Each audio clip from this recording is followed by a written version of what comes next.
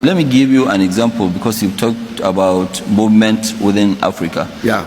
Take, for instance, our factory in Nigeria, which is in a place called Igbeshi. It's not far away from Obasanjo's house. We have the factory there. We are only 28 kilometers into Republic of Benin. But Republic of Benin, they don't allow us to take cement into, Benin Republic. But they import from China. Why? It's one of the areas that I keep always discussing with my very good friend Vera. I'm sure she's somewhere here. And I always tell Vera, please can you make the regional markets in Africa to work before we go to AFCFTA.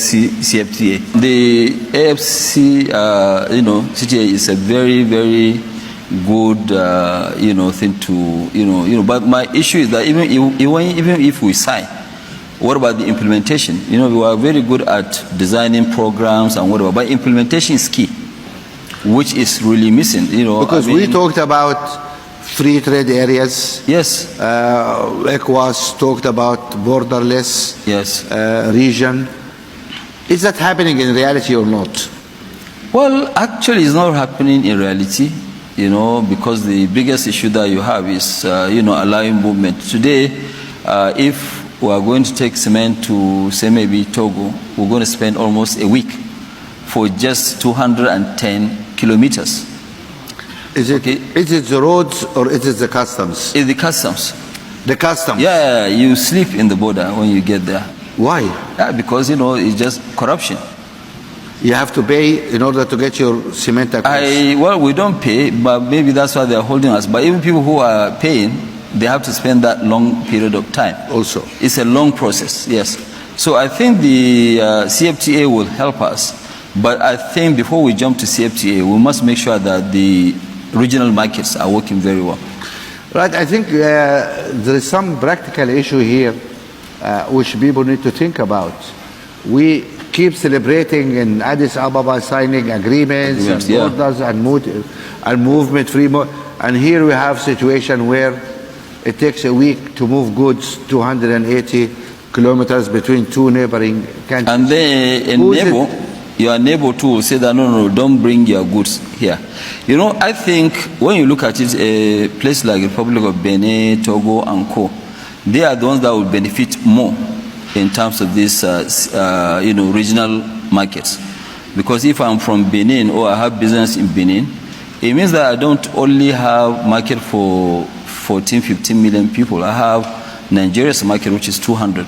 You see, because the economic activities of Nigeria is mainly in the southwest, which is 60%. And the Republic of Benin is like part and parcel of that area. I mean, it's easy. My own market, like what I said, it's easier for me to take my cement into Republic of Benin than going to Lagos. They have done this African Union passports. Passports? Yes, I carry 6 to 7 passports because of visas. Okay, and even though I'm an investor, but I need visas in almost 38 countries out of 55 or so. So now they have issued us with the African Union passport. About a few of us who've gotten the first. 3 of us. Maybe 3 or 4. How much did you have to pay for that? No, I didn't pay anything. Come on, I mean, no. But look, I haven't got one. I support the African Union. They didn't give me one. You must have paid something for those guys. No. We got it. It is in Addis Ababa at the African Union. So I've got one.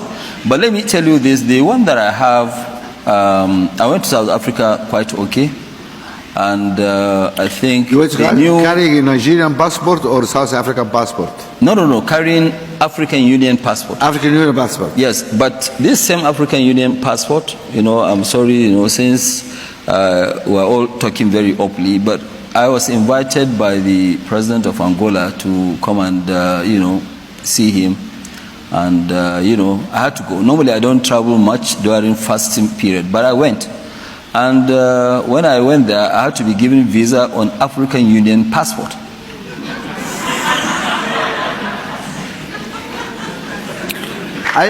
This trouble thing, I tell you honestly, I also have, besides Sudanese passport, I have a British passport. I cannot use Sudanese passport anyway for obvious reasons. So I travel with British passport. I go everywhere. I get my visa in South Africa. If you go to any because African I say here I'm country- British, I don't look British, but I have a British passport. So it's this. But more, your own is even easier or very simple. I've been to most of these countries where somebody who is my assistant, okay, who take notes in the meeting, Yeah. he will be allowed in, and they will not allow me in. An African country. An African country, yes. Okay, thank you very much. I think that's. Well, I think we need political will to be able to implement Yeah. most of these things that we're signing. And, you know, I think in Africa, if you will allow British, European, Americans to get in there on visa, having visa on arrival, you should allow all Africans to get in there with no visas. And I keep telling them, I was on a panel with the Prime Minister of, Mali. And I asked him, I said, Mr. Prime Minister, the people who are causing trouble in the other part of your country, did they come through the airports? No. No, those guys, they don't need a visa. Boko Haram, that's.